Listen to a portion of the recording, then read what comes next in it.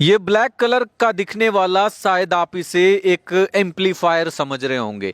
दरअसल ये एम्पलीफायर नहीं है, ये एक ऐसा डिवाइस है जिसमें एक बार में लगभग 256 सिमें डाली जाती हैं और जब भी कोई विदेश से इस डिवाइस पर कॉल करता है तो इस डिवाइस से किसी इंडिया में किसी व्यक्ति के पास लोकल नंबर से कॉल जाती है, जिसके बाद कोई भी डिजिटल अरेस्ट का शिकार हो जाता है। और ऐसा ही शिकार हुआ है कुरुक्षेत्र का रहने वाला 83 साल का रिटायर्ड फौजी, जिसके खाते से 78 लाख रुपए गायब हो जाते हैं। दरअसल धर्मनगरी कुरुक्षेत्र में और कुरुक्षेत्र पुलिस को एक बहुत बड़ी कामयाबी हाथ लगती है।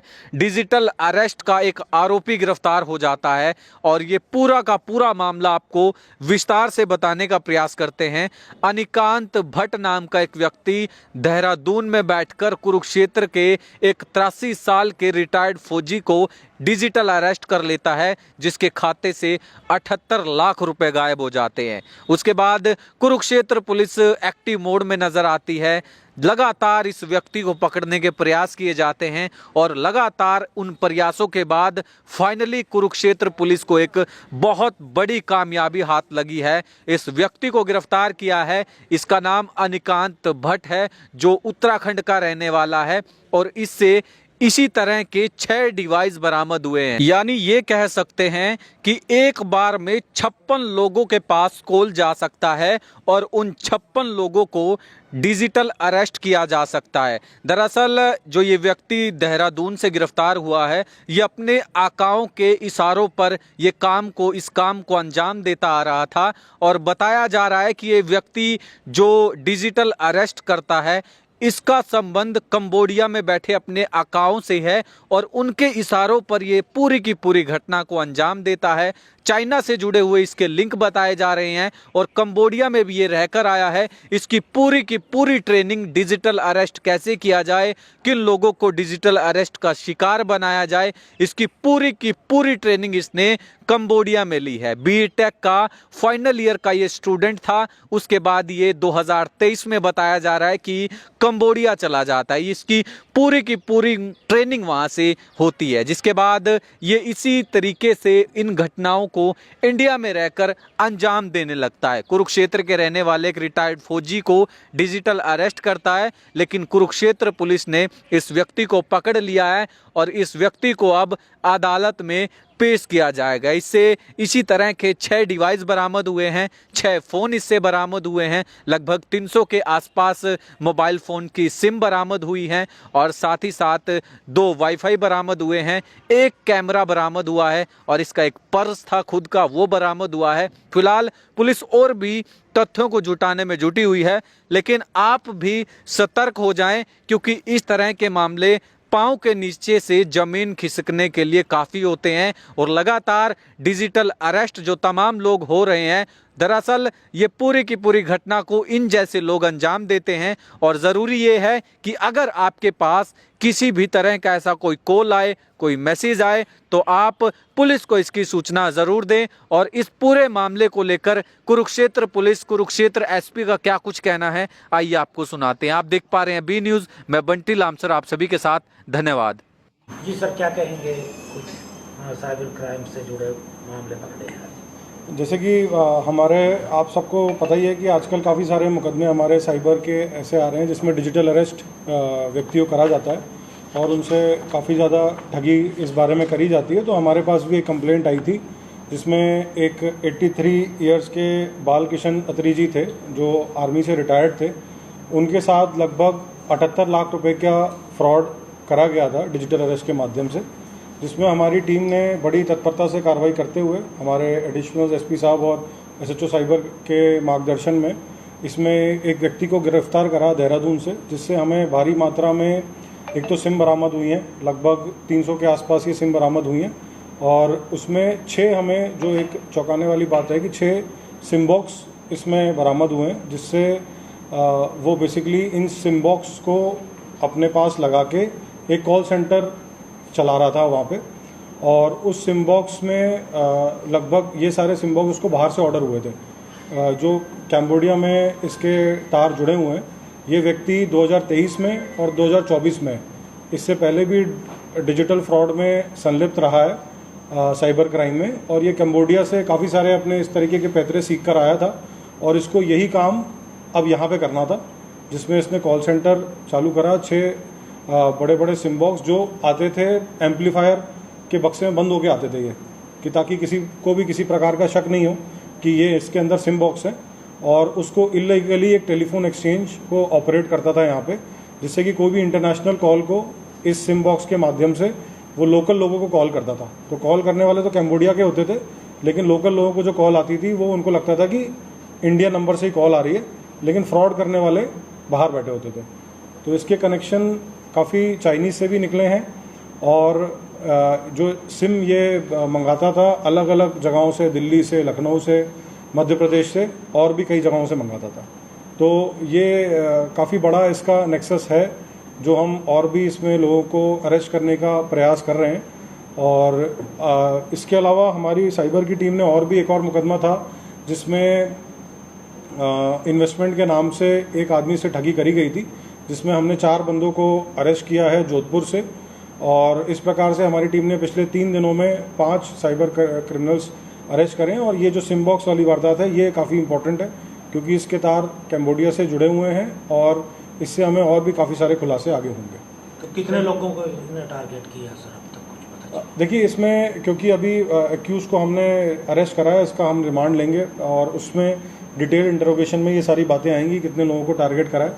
लेकिन क्योंकि इसमें मैग्नीट्यूड 6 सिम बॉक्स, लगभग 300 सिम कार्ड, 2 इंटरनेट राउटर, और ये भी बताया गया है इसके द्वारा जो प्रिलिमिनरी इंटरोगेशन करी है उसमें, कि इसको वो लोग कैमरे के थ्रू मॉनिटर करते थे। इसकी सारी एक्टिविटी को वो कैमरे के थ्रू देखते रहते थे और इस पर नज़र रखते थे कि ये इसको जो काम निर्धारित करा गया है ये ठीक प्रकार से कर रहा है कि नहीं कर रहा है।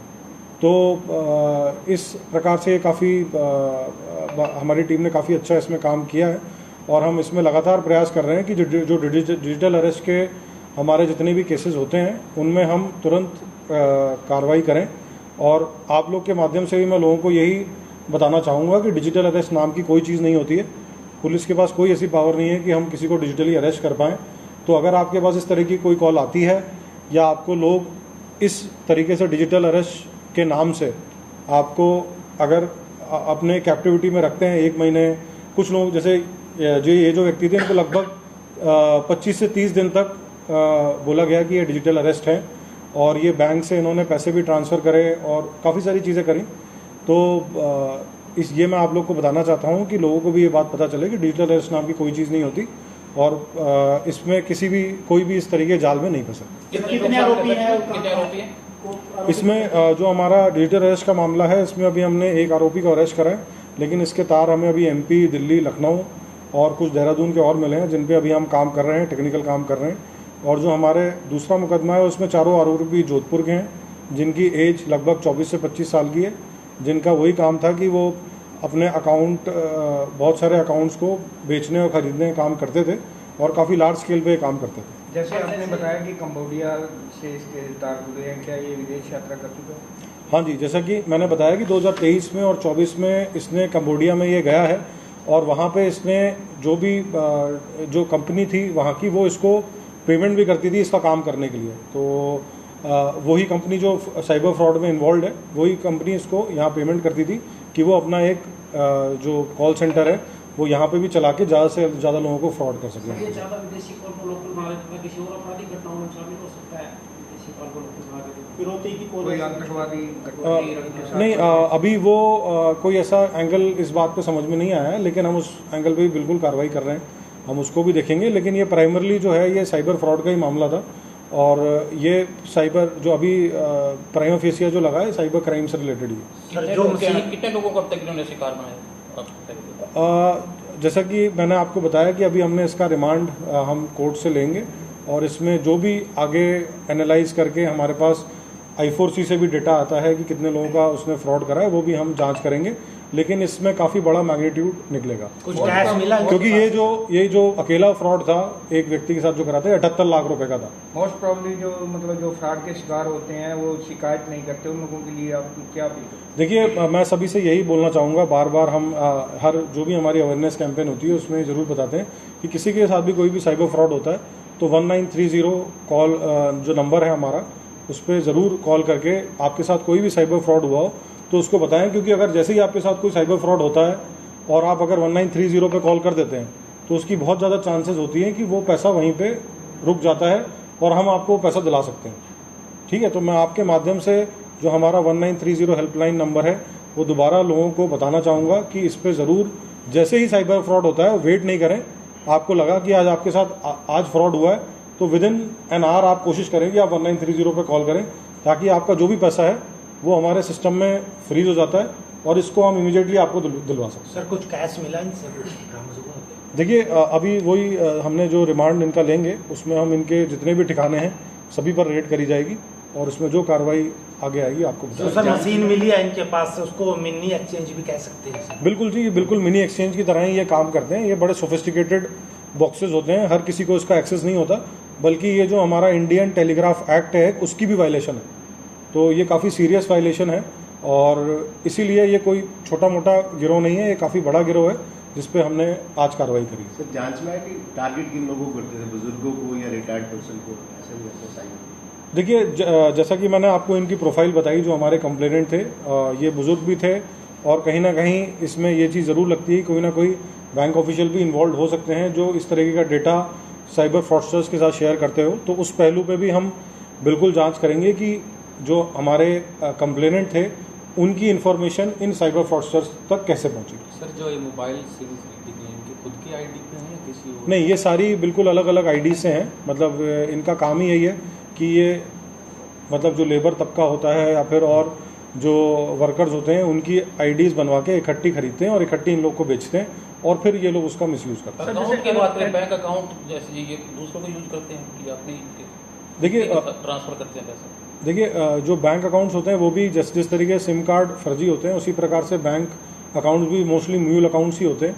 तो उन म्यूल अकाउंट्स के माध्यम से ये लोग लोगों के 2-3 हज़ार रुपये का लालच देके, अगेन जो लेबर क्लास होती है हमारी या वर्किंग क्लास होती है उनको झांसा देके 2-3 हज़ार में उनके ATM कार्ड और अकाउंट्स की डिटेल ले लेते हैं और उन्हीं से फ्रॉड करते हैं। सर अगर इनकी एजुकेशन की बात करें या कोई ऐसा है कोई IT से स्पेशलिस्ट हो या कुछ? देखिए जो इसमें हमने अभी जो देहरादून से लड़का पकड़ा है वो बीटेक में सेकेंड ईयर में उसने ड्रॉप आउट किया था, तो ऑब्वियसली कहीं ना कहीं वो टेक्निकल बेंट ऑफ माइंड तो है ही, प्लस लेकिन जो उसको मेन ट्रेनिंग मिली है वो जैसा कि मैंने बताया कैम्बोडिया से मिली है और जो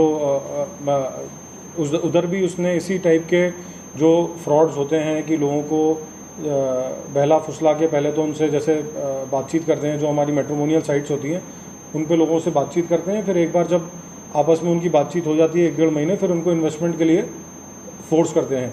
तो उस टाइप की गतिविधि में कहीं ना कहीं ये कैम्बोडिया में इन्वॉल्व रहा है।